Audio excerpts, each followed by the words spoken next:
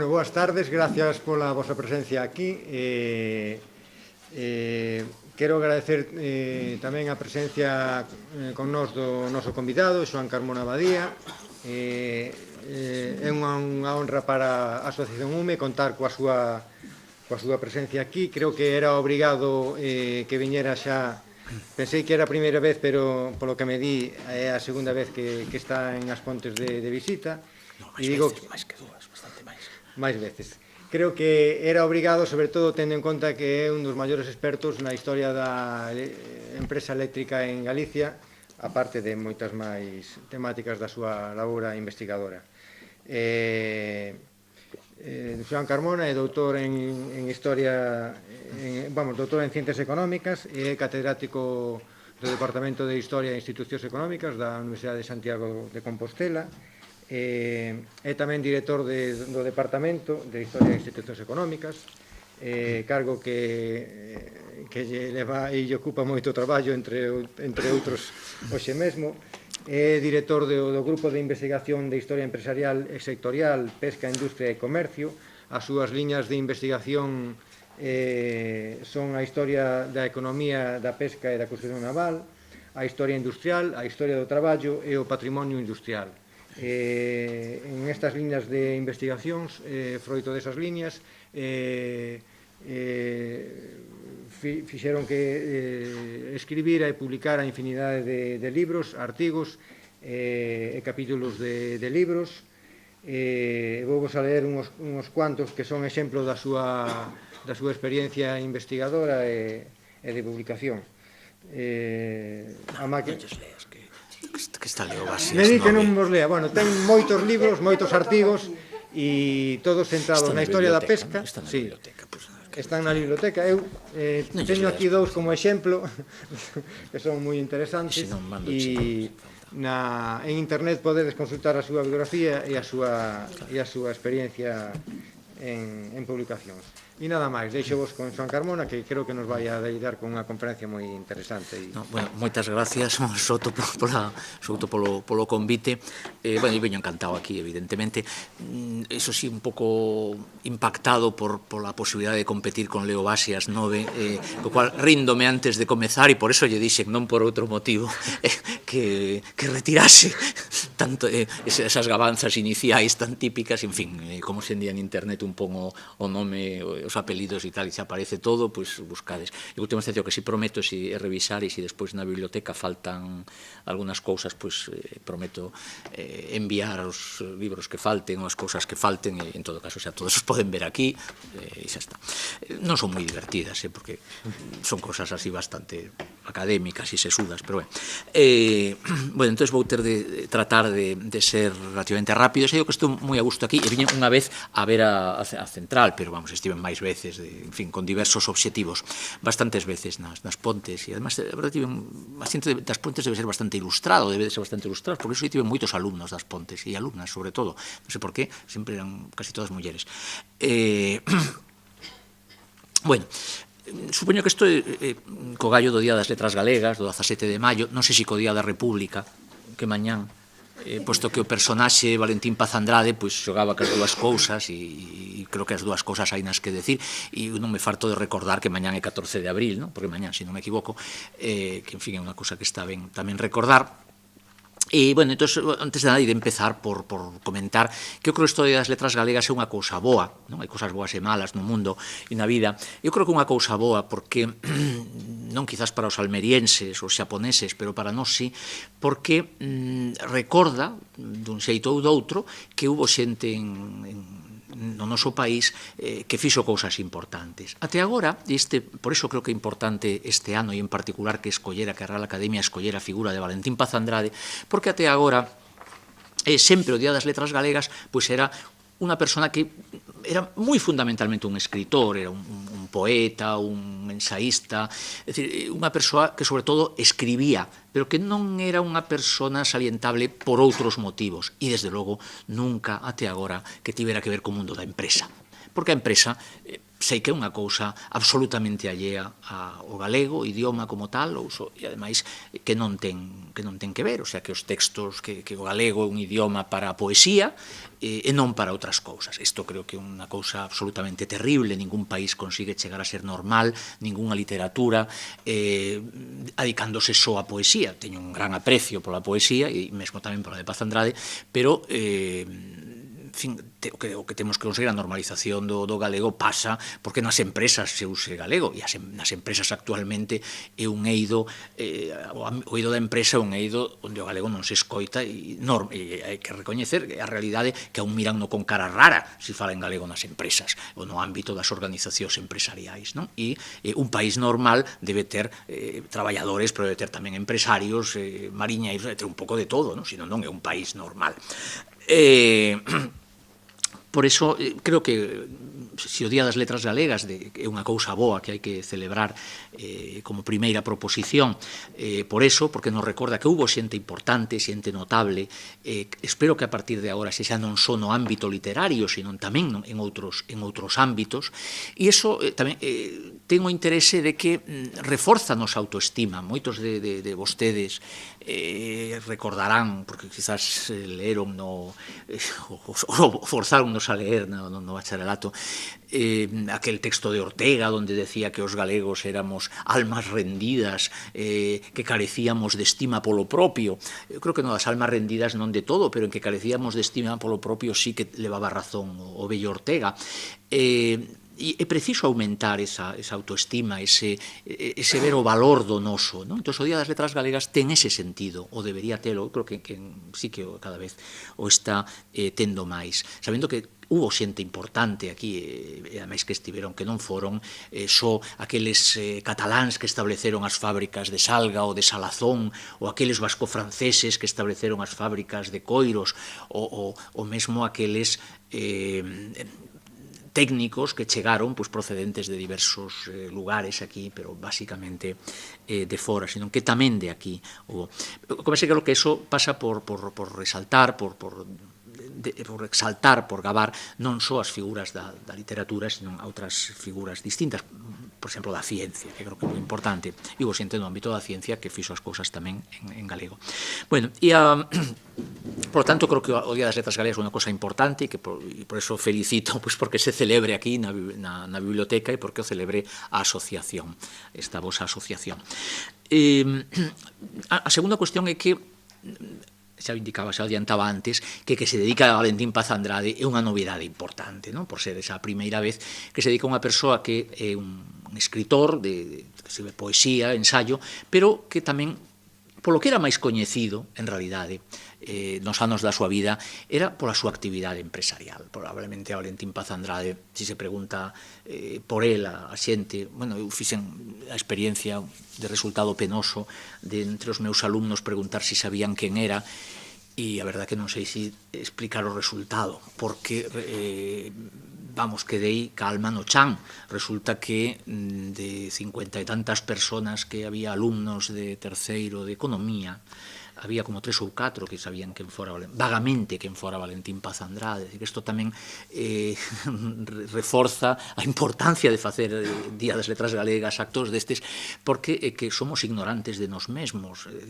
Sabemos probablemente a última aplicación en Android para un teléfono móvil, e esa sabémoslo todos, pero que non saber quen era Valentín Paz Andrade. E cando a xente o sabe, non o sabe desde logo como poeta, sino sabe o sitúa como un dos fundadores de Pescanova, non? Por lo tanto, a súa imaxe pública era máis de home de empresa que de home de letras, na que na práctica fora iso e outras moitas cousas, non?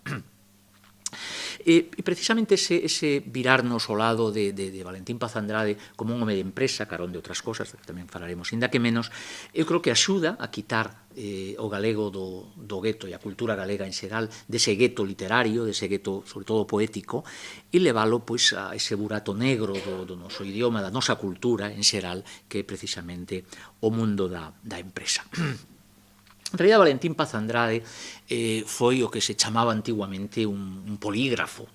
sobre todo no século XIX, sempre gustoume moito esta expresión, cando non había esta especialización que existe hoxe entre as ciencias, as letras, dentro das ciencias, dentro das letras, bueno, estas cosas, as humanidades, as ciencias sociais. É dicir, antes, no século XIX, pues, a xente eran polígrafos, é dicir, faían un pouco de todo, non existía esa especialización. E Valentín Paz Andrade, neste sentido, era un polígrafo, non? Como xornalista, foi xornalista, e como xornalista ten unha obra amplísima que merecería, e mágoa que creo que non está entre os proxectos que existen neste Día das Letras Galegas, facer unha escolma da súa obra, por exemplo, sobre temas económicos xerais ou sobre temas pesqueiros, non? É ben sabido pois, que foi director e alma dun xornal que foi o xornal Galicia na década de 1920, entre 1922 e 1926, editado en Vigo, que con toda a xustiza creo que debe ser dito que foi o primeiro xornal moderno da historia de Galiza. É dicir, os xornais até aquel momento eran basicamente un órgano de expresión pois dun partido, dunha tendencia política, dun cacique local, dunha persona poderosa de algún lugar, pero non eran, digamos, mecanismos de información ao público. É dicir, esa idea, por exemplo, da importancia da editorial, de que o periódico teña unha editorial, non como algún xornal que o seu propietario saca unha editorial recentemente, unha vez cada 4 ou 5 meses, e nos martiriza a todos con as súas propostas de salvación da humanidade. Falo de onte ou antonte, por exemplo. Non, pero do editorial como unha forma de manter unha posición continua sobre os distintos asuntos, as distintas cuestións de actualidade. Iso foi unha das grandes insistencias, das grandes teimas de Paz Andrade dentro do xornal Galicia. E foi no posteriormente cando dirixiu Industrias Pesqueras, revista que sigue existindo, ou Industria Conservera. Sempre había unha editorial que iluminaba sobre as cuestións polémicas de cada momento, non? Ou, por exemplo, Valentín Paz Andrade no ámbito do xornalismo, a traveso de Galicia, xa no ano 1922, foi tamén un pioneiro en salientar a importancia de que un xornal non debe ser unha cosa abstrusa, sino que debe ter un componente humorístico, un componente de caricatura, non?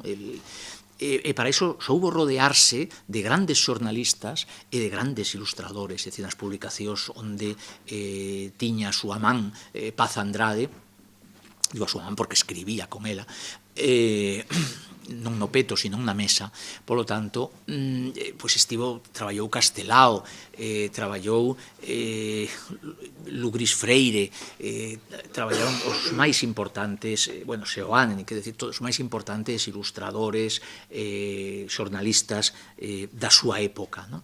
En todas elas sempre procuraba que na primeira plana aparecese tamén algunha caricatura, algo un pouco ameno que resultase atractivo. Realmente o concepto moderno de periodismo en Galicia introdúcese nas súas publicacións. E, ademais, dentro dese ámbito como xornalista, empezou, xa antes de dirixir Galicia, moi novo, aínda pouco máis de 20 anos, xa durante a carreira que estudiara en Santiago, colaboraba con xornais de Pontevedra e con xornais de Coruña como simple articulista, pasa que Galicia sería, digamos, a súa consagración. Posteriormente se dixen que dirixiría dúas revistas fundamentais, como foron Industrias Pesqueras, sobre todo, e Industria Conservera. Logo falaremos un pouco disto, porque ten moito que ver ca súa actividade como home de empresa no mundo da empresa. Valentín Paz Andrade foi tamén poeta, non? A xornalista foi poeta, con tres grandes poemarios importantes, que se non fora por Leo Bassi leeríamos, ao final podíamos ler algunha cousa, bueno, se dá tempo, se cadra acepta, vamos, se decimos a Leo Bassi, que a ver se lee algo. Da que supoño que debe estar con estes asuntos de Santiago, estar de mal humor, non sei. Pero tres grandes poemarios que son Pranto Matricial, que son Sementeira do Vento e que son Cenchaves de Sombra, e que son tres poemarios, ten máis cousas soltas, pero son tres grandes poemarios, é dicir, entran de cheo dentro do millor da literatura galega do século XX. Eu creo que quedaron un pouco oscurecidos precisamente polo brillo que tiña a outra actividade de Paz Andrade, e porque, ademais, ela dedicouse á poesía, pois, digamos, en certos tempos en que estaba libre de outras cousas. Por exemplo, ele empezou a escribir poesía cando estaba desterrado na zona oriental da provincia de Ourense, primeiro en Berín, logo en Tribes, e ali como estaba un pouco durante a Guerra Civil e nos momentos posteriores á Guerra Civil, momentos en que estaba un pouco desconectado, afastado do que era o seu entorno habitual, ¿no? Posteriormente faría condicións un pouco distintas, pero foi un gran xornalista, un gran poeta, foi un gran ensaísta e especialmente no eido da economía, ¿no? No eido da economía. Eu creo que Valentín Paz Andrade ten recibido pouco recoñecemento na súa contribución ao pensamento económico de Galiza, porque el fixo esa contribución en dous aspectos, en máis cousas, pero fundamentalmente en tres líneas, tres líneas sería mellor decir, no ámbito da pesca, no ámbito quizás era o mundo no que mellor se movía, pois fixo unha serie de contribucións, bueno, de tipo xeral para a pesca. Escribiu, por exemplo, un manual, uns principios de economía pesquera, que foi un manual de economía da pesca utilizado en organismos internacionais, en diversas universidades latinoamericanas, pero despois textos concretos, un libro, Sistema Económico de la Pesca, e un libro que se chama Auge e Declive de las Pesquerías, que se refire especificamente a Galicia, e que toda a xente que escribiu de temas pesqueiros despois de Valentín Paz Andrade toman as ideas deste último libro, especialmente modernizanlas, transforman, pero hai poucas ideas, moi poucas ideas novas distintas ás que formulou Paz Andrade na súa época. Básicamente, esa idea de que a pesca galega aumenta o seu radio de acción progresivamente a medida que vai esgotando os recursos en unha serie de oleadas, de xeiras, de fases, que posteriormente, despois da morte dele, foronse ampliando, pero o esquema é o de Valentín Paz Andrade. Valentín Paz Andrade realizou aportacións importantes tamén dentro do ámbito da economía a respeito do papel do capital financeiro e da banca como elemento, como panca de desenvolvemento industrial e económico en xeral de países ou rexións periféricas, como era o caso de Galicia, e máis tratou de levar á práctica as súas ideas desenvolvendo un proxecto e impulsando un banco industrial de Galicia a principios dos anos 60 que finalmente non tivo éxito, foi un dos grandes fracasos dos que el mesmo falaba e calificaba así na súa vida. E unha terceira línea dentro do ámbito da economía é o que podíamos decir a economía do desenvolvimento. Neste sentido, Valentín Paz Andrade escribiu dous libros absolutamente fundamentais e que manteñen toda a súa vixencia hoxe en día. Un primeiro, Galicia como tarea, que o publica a finais dos anos 50 en Argentina, e La marginación de Galicia, que publica no ano 70. Nestes dous libros, especialmente no primeiro, xa de antes da década do desarrollismo, de antes da década de 1960, Valentín Paz Andrade plantea unha serie de análises, por exemplo, sobre o sector eléctrico, que serán tomados posteriormente por Xosé Manuel Beiras e por todos os economistas da Facultade de Económicas de Santiago e posteriormente de outros, e que siguen hoxe manténdose como casi que dogmas de fe na análise da economía galega. Algúns deles acertados e que manteñen toda a súa vixencia. Algúns outros, eu creo que é posible que perderan, ou probablemente son dos que creen que perderon algo de vixencia, pero, en todo caso, ninguén se atreveu até agora, ou ninguén a dicilo. É dicir, por lo tanto, un caso extraño de 50 anos de pervivencia de todo un corpus doctrinal sobre a economía galega e sobre o que, ao meu modo de ver, avanzouse moi pouco. É dicir, un verdadeiro precursor. Galicia como tarea sigue sendose un libro que casi lle podíamos cambiar a data e algúns pequenos elementos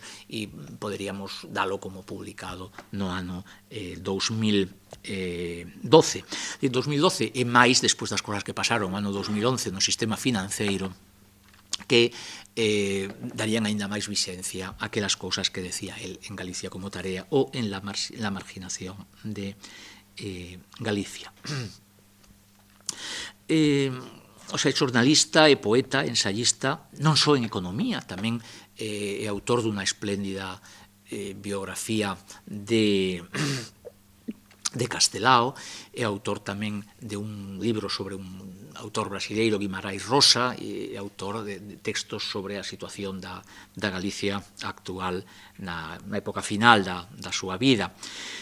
E Galicia labra a súa imaxe. Mesmo tomou partido en temas lingüísticos, tratando de achegar, de aproximar a normativa da lingua galega e o contexto da lingua galega a do tronco lusófono, e actuou na política. Paz Andrade foi unha persoa destacada tamén no ámbito da política, foi unha persoa curiosa no ámbito da política porque, como nas outras, foi unha persoa que foi alternando ao largo da súa vida, alternando diversas actividades. Nunhas épocas dominaba a política, noutras épocas dominaba a empresa, noutras épocas dominaba a poesía. Entón, iba entrando e saindo, é dicir, como Guadiana, en diversas actividades. O que facía o sempre ben, pero non tiña normalmente unha gran continuidade, polo menos pública, prova dun carácter polifacético, curioso, extremamente curioso, e que en moitos casos levaba, e modesto, que en moitos casos levaba a retirarse de unha actividade na que realmente final da época, a época de transición entre a dictadura de Primo de Rivera e a Segunda República, e outro é na transición democrática. Curiosamente, nos momentos da transición, nos momentos decisivos, dá a sensación de que a súa conciencia política, dicía, bueno, a mí estou a política, estou nun segundo plano, pero hai momentos que compre aparecer, non? Hai momentos en que hai que estar. E un deles foi, cando o primeiro deles, o da transición entre a dictadura e a república, foi cando no 1930 funda o que se chamou Grupo Autonomista Galego, que foi dentro das distintas iniciativas de aqueles momentos de corte galeguista e progresista, foi unha das organizacións que ingresa, que integra o Partido Galeguista na súa fundación. Por tanto, participa nese sentido, é un dos fundadores, ou este grupo autonomista, que participa na fundación do Partido Galeguista. Aí ten unha actividade moi importante con Castelao, con Bóveda, con outras persoas do entorno. Antes xa tivera con Peña Novo, por exemplo. Fixadevos que era xente máis virada do lado da economía e da empresa, non? Mantivo con Ramón Ovella, que era un médico, químico e médico de Vigo, que estaba nos laboratorios Ovella, os que estaban nas travesas, como se chama, que logo fundou Celtia, era Ovella, sí. Non, perdón, eran os laboratorios Miguel Servet, que logo darían lugar, a xente de Miguel Servet pasarían casi todos, non Ovella, pero casi todos a Celtia. Entón, neses momentos aparece, pero pouco tempo máis tarde, un pouco tamén proba dese querer pasar a segundo plano, non ter interés en chupar cámara, que diríamos hoxe, a pesar de todo, é a súa retirada e a súa presentación ás eleccións, sorprendentemente para moita xente, con Portela Valladares, nunha posición de centro, distinta do Partido Galeguista, pero sei que unha serie de conversas posteriores, el mesmo chegou a contar, e tamén dunhas memorias de Portela Valladares se deduce que a súa propia baixa do Partido Galeguista foi pactada, e foi unha forma de conseguir que xente de orientación galeguista e progresista estivera en máis sitios e así poideran maximizar o número de diputados desa orientación. De feito, el nunca se tivo problemas con Castelao, continuou, e ca xente do Partido Galeguista continuou con eles, e mesmo nos momentos máis difíciles da represión da guerra colaboraron para, en labores, digamos, de salvamento. O segundo gran momento da irrupción de Paz Andrade na política foi durante a transición política. É dicir, aí Paz Andrade xogou dous papéis importantes. No que foi a Comisión 210, a comisión negociadora para na preparación da Constitución, da nova Constitución e do que logo sería o Estatuto de Autonomía, esa Comisión 210, o representante de Galicia, é dicir, foi Valentín Paz Andrade, e tivo aí un papel moi destacado en que dentro da configuración constitucional do novo Estado español, do Estado constitucional que sale do final do franquismo, que Galicia tivera a configuración de nacionalidade histórica. Iso foi un mérito importante de Valentín Paz Andrade. Despois tratou de retirarse outra vez e apareceu, foi senador por unha candidatura democrática galega, unitaria, durante pouco tempo, e a partir de aí volveu a retirarse un pouco da política. Nese momento, creo que hai unha perda importante e un pouco aproveitamento da figura de Valentín Paz Andrade. Valentín Paz Andrade, moita xente opina que debeu exercer en Galicia o papel que exerceu Josep Tarradellas en Cataluña, é dicir, de continuidade, de eixo, de conexión entre a Galiza da República, a Galiza do Estatuto da República e a nova Galiza que se trataba de que agromara, que emerxera na nova Constitución. E Valentín Paz Andrade debeu chegar a plantexarse tal posibilidade. O que pasa é que non gozou do consenso que tivo Tarradellas en Cataluña, é dicir, dunha banda pola propia fractura dos galeguistas históricos, é dicir, o grupo de Ramón Piñeiro e algúns un pouco do seu entorno, non dende tempo atrás non tiñan confianza en Paz Andrade, nin Paz Andrade en eles, é dicir, xa na fundación de Galaxia deixaron-no de lado, non aproveitaron, fundaron Galaxia no momento en que Valentín Paz Andrade estaba en Argentina dando unhas conferencias, o sea, houbera, en fin. E por outro lado, dentro da oposición política, había en aquel momento dúas plataformas, a Xunta Democrática, da que formaba parte Valentín Paz Andrade, e o Consello de Forzas Políticas, gozaba da confianza de uns, pero non de outros. Entón, el non quiso, podía ter forzado, pero un pouco preferiu tamén retirarse a un segundo plano. En todo caso, son dous momentos fulcrais na presencia política de Valentín Paz Andrade e dous momentos moi importantes. E no feito de que os representantes de Cataluña, do País Vasco, que estaban na Comisión dos 10, e mesmo moitos elementos que logo serían da UCD e que participaron nesa comisión, o feito de que fora Valentín Paz Andrade, o representante de Galicia, un home non só galeguista de tradición progresista, sino tamén do mundo da empresa, considerado como un dos fundadores dunha das poucas multinacionais galegas e españolas que había en aquel momento, eu creo que foi unha das cosas que axudou tanto a forteza dos seus argumentos como a súa propia presencia a esta tal. Bueno, Valentín Paz Andrade encabezou a famosa manifestación polo Estatuto de Autonomía de Vigo, que foi a manifestación máis grande que hubo, eu creo que na historia dos últimos 50 anos da historia de Galicia, e el foi a persoa que apechou frente ao Náutico, frente ao Club Náutico en Vigo. Por tanto, Valentín Paz Andrade un papel importante como xornalista, como poeta, como ensayista en economía, en ensayo xeral, na política e no mundo da empresa. Quizás vou insistir un pouco máis, porque, bueno, un pouco máis xa tampouco me queda moito tempo, pero un chisco máis, que acabaremos ás menos 5, así para... Non, digo, se queredes ir a tal, o normal, menos 5, así. E... é moi lonxe non quero, ademais tampouco, senón de repente vexo que a xente se levanta e tal, claro. E é unha cosa así moi un compromiso. Bueno, entonces digo que en todo caso outro día en todo caso veño, se queres falamos entre os dous da historia das pontes, que é unha cosa que tamén teño traballado algo, e de paso metemos algo de Paz Andrade, o que nos falte. Bueno, aquí un pouco de Valentín Paz Andrade como home de empresa. En todas estas biografías que están aparecendo este ano, e que espero que aparezan máis, porque creo que é unha cousa boa, non, que se fale del, e en outras que hai, resáltase moito o seu papel de empresario.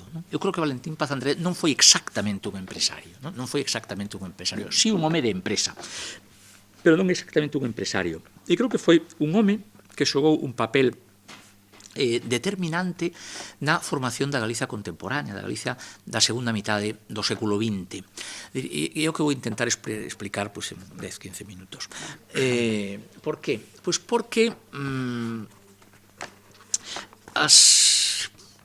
bueno, hai grandes empresas polo mundo soltas, e as grandes empresas amañanse solas, como agora temos algunhas delas, e isto é evidente. Amañanse solas, pero Galicia, nos anos 30, 20, cando Valentín Paz Andrade empeza a súa carreira como abogado, non? Porque era abogado pola Facultade de Santiago, era un país de pequena e mediana empresa. Agora sigue sendo, non? A pesar de que hai algunhas empresas moi grandes, pero poucas. E nun mundo de pequenas empresas hai unha man de servizos, un feixe de servizos, de necesidades, de demandas que non poden satisfacer por si mesmas, sino que precisan de actividades colectivas, de cooperación.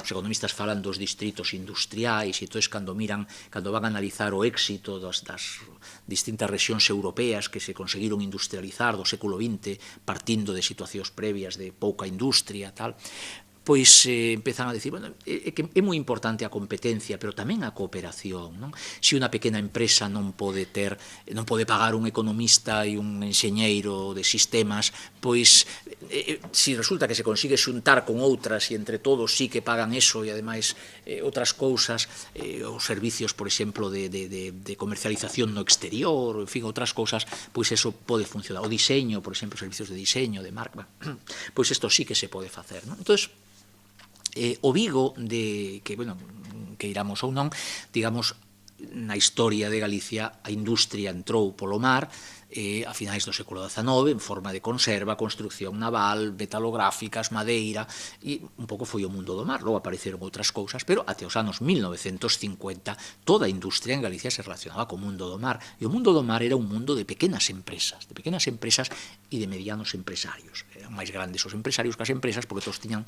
ovos postos en diversas cestas, non? Aquí, ás veces hai un pouco mito que son un país de pequena empresa e tal, sí, pero ás veces con pequena empresa hai grandes empresarios, porque os armadores en un sector como era o mar, había moito risco, cada armador era un empresario distinto, pero tiña ovos en moitas cestas, en os barcos, o sea, cada barco tiña 4 socios, non? E cada socio tiña postos en moitos barcos, non? Entón, ao final, as empresas eran pequenas, pero yo dixen ao revés, quero dicir que as empresas eran pequenas, pero os empresarios non eran tan pequenos, porque tiñan ovos en moitas cestas. Pero en todo caso, si era un mundo de pequena, mediana empresa e tal. Entón, en ese mundo eran moi necesarios eses servizos.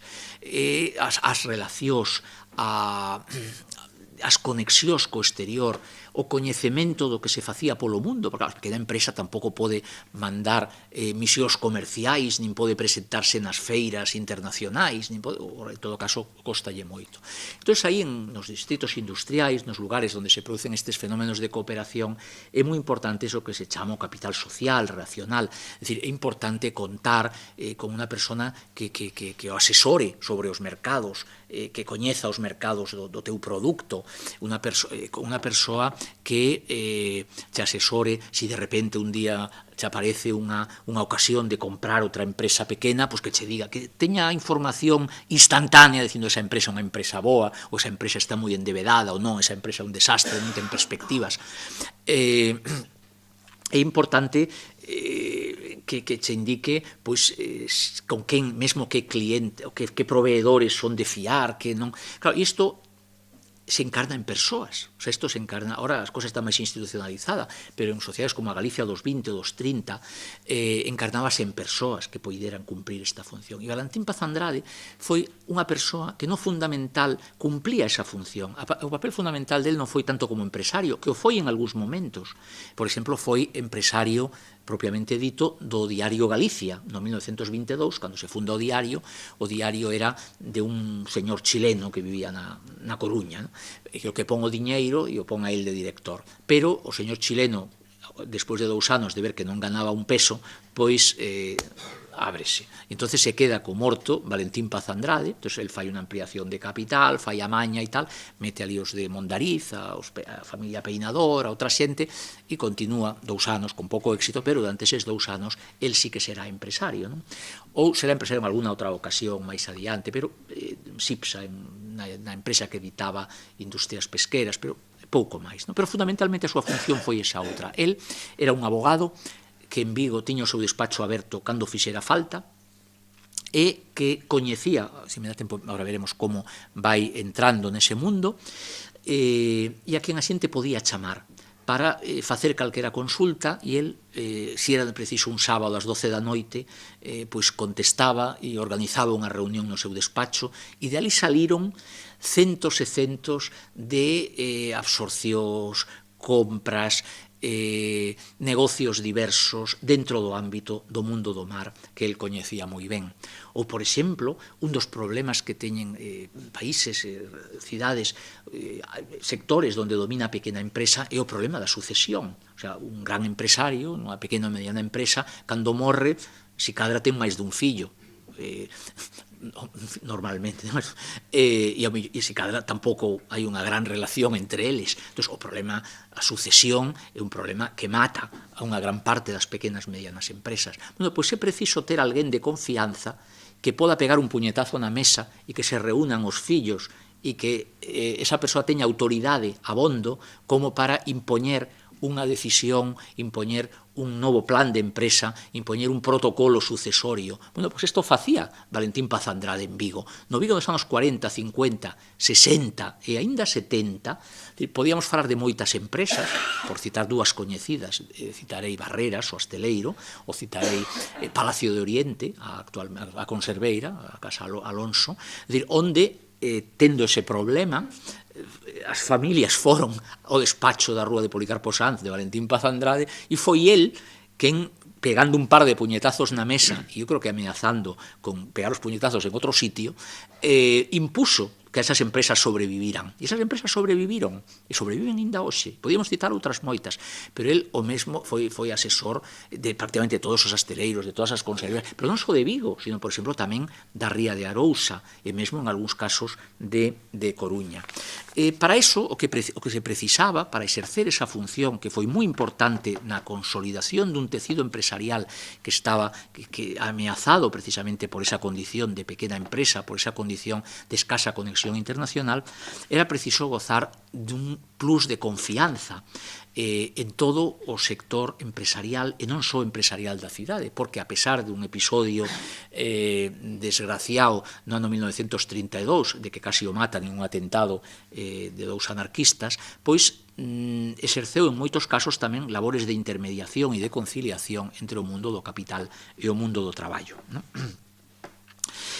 Como foi facendo esa confianza Valentín Paz Andrade? Pois moi brevemente, porque dispoñemos de pouco tempo, no momento en que chega a Vigo, faise cargo de Galicia, do diario Galicia, no 1922, empeza a establecer unha rede, un diario moderno, e empeza a establecer unha rede de contactos co mundo empresarial da cidade. Até tal punto que no ano 27, José Barreras Masó, que era o gran patrón da construcción naval en Vigo en aquel momento, proponlle a ele máis unha persona da Marítima, unha asociación de armadores de Bouzas, proponlle a entrar na revista Industrias Pesqueras e ao mesmo tempo la Marítima, unha asociación de armadores de Bouzas, pois propóñenlle convertirse no seu asesor xurídico, non? Vai unha cousa ca outra. Entón, Valentín Paz Andrade empeza a cumplir unha doble función de abogado destas asociacións empresariais, primeiro no mundo da pesca, logo no mundo da conserva, logo dos constructores navais, pero non só, digamos, asesor xurídico, sino tamén, e sobre todo, cumprir unha función de propagandista e de home que fai lobby en diversos lugares. O sea, desde o Galicia defende a estes sectores, posteriormente desde Industrias Pesqueras vai no facer tamén, en El Sol, un periódico de Madrid, empeza a escribir tamén sobre estas cuestións. Entón, trata de executar un labor de lobby a favor dos sectores económicos de Galicia. Entonces, estes sectores empezan a cobrar confianza en este abogado, que ao mesmo tempo cumple esa función de abogado e de xornalista, de facer lobby, de viaxar a Madrid continuamente, de tal, e gracias a esta confianza, pois van tamén extendendo esa rede de relacións que permite, pois non só que teñan esa unha vez confianza en el, sino tamén que permítelle a el poder facer negocios moitas veces no exterior a nome dos industriais da cidade e de outras partes de Galicia, falo da cidade sobre todo porque viviu toda esa época en Vigo, a nome deles sin peligro de que prácticamente de que os outros lle botaran en riba as súas negociacións. É bastante coñecido como Valentín Paz Andrade a partir de 1950, que cando fundan Galaxia aproveitando que ele está fora, no, en 1950 e aproveitando as conexións que a súa vez tiña esas redes que tiña desde a época xa de antes da Guerra Civil, é convidado no 1950, recibe un convite para falar da historia do galeguismo e destas cousas e do galeguismo no interior no Centro Galego de Bos Aires. No? E, bueno, pois ele aproveita esta viaxe tamén para ir hasta Chile, para moverse un pouco por ali e para facer contratos de construción de barcos en Argentina e en Chile, e mesmo para que en esa viaxe do 50 e en outra do 52, ele iba a cousas diversas, pero empeza, cada vez que volve con unha carteira de contratos para Vigo. Claro, que a xente, bueno, pues, por exemplo, as primeiras exportacións de barcos a Latinoamérica, dos astilleros de Vigo, é el quen as xestiona, non? Posteriormente, 2 anos máis tarde, será chamado por un galeguista exiliado, Viviano Osorio Fernández Tafall, que era delegado da FAO, dun organismo da UNESCO dedicado á alimentación para América Latina. Entón, é chamado a dar conferencias sobre pesca e estas cousas e, a súa vez, tamén regresa ca carteira chea de pedidos para tal, e mesmo para a industria conserveira, que a partir de aí trata de ter presencia en Chile e fai algunhas instalacións que no largo plazo non terán moito éxito, todo se xa dito. Desta forma, el actúa de intermediario dentro da propia industria, da propia actividade pesqueira industrial en Galicia, colaborando na pervivencia das empresas, colaborando na captación de contratos, na asesoría, e actúa tamén como emisario exterior, como estas 14 oficinas que ten agora a Xunta, que non sirven para nada, porque son en realidad a forma de que se financia a Confederación de Empresarios e pague as débedas que ten. Isto non o dixen, pero creo que é así. Que ahora se transfiren, antes eran públicas, ahora se acaban de transferir a xestión á Confederación de Empresarios, en fin. Pero este home, sin ningún tal, este traballo facía o él. Estas cosas de internacionalización da empresa, pues necesita xente competente, non oficinas, e en todo caso cousas temporais, cando non son necesarias. Bueno, polo tanto, isto é fundamental, este é o gran papel que fixo Valentín Paz Andrade.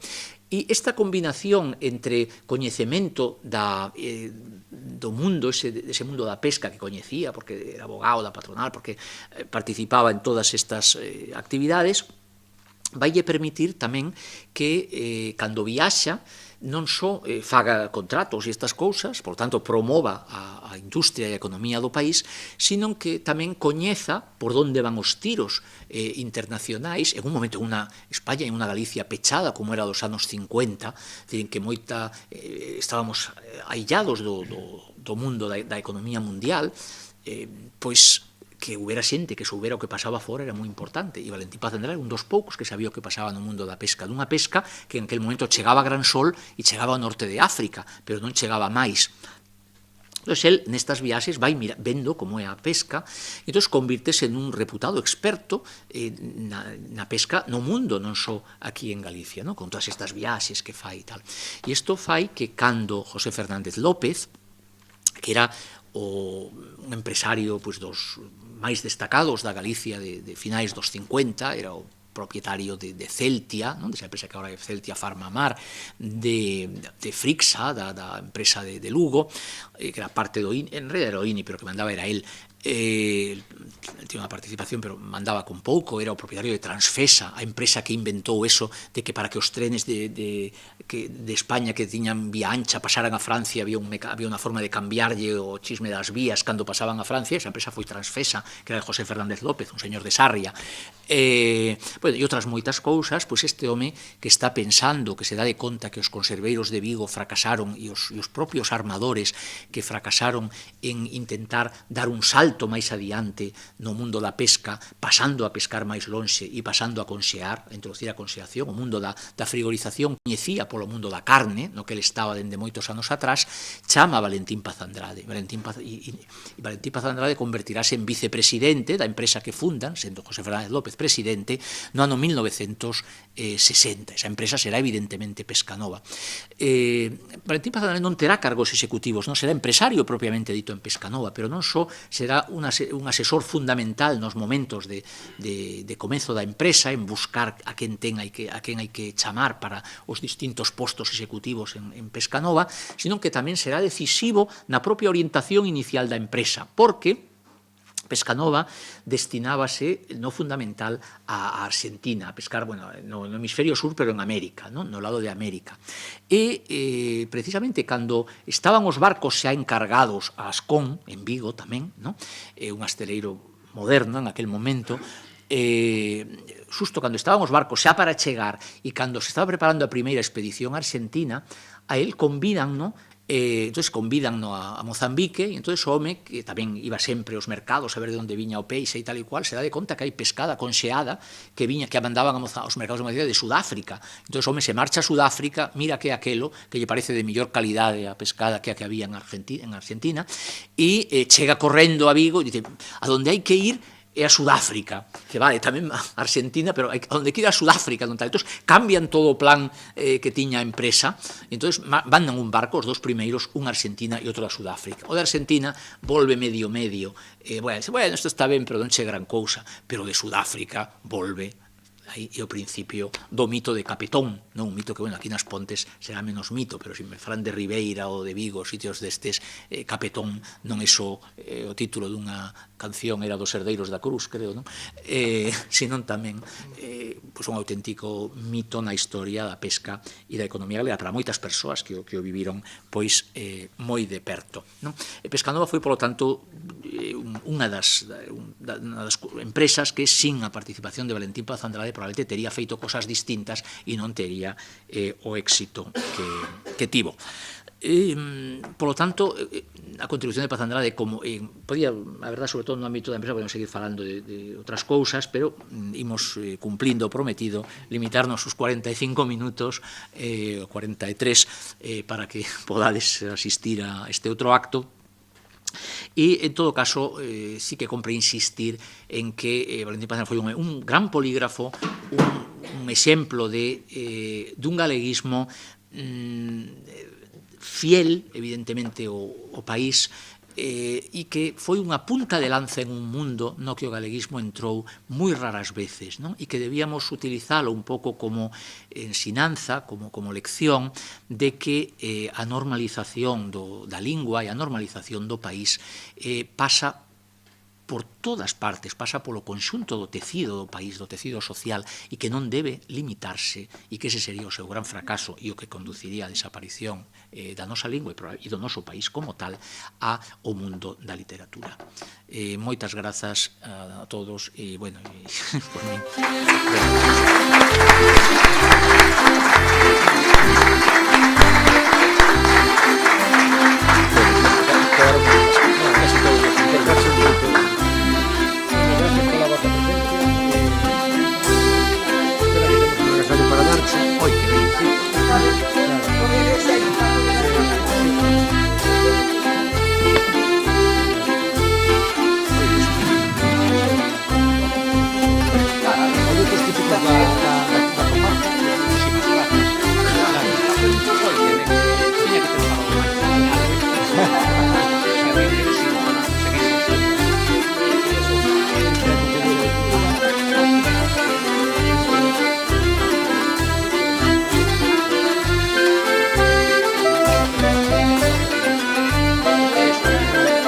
Todos sentados, sigo falando media hora máis. Todos sentados.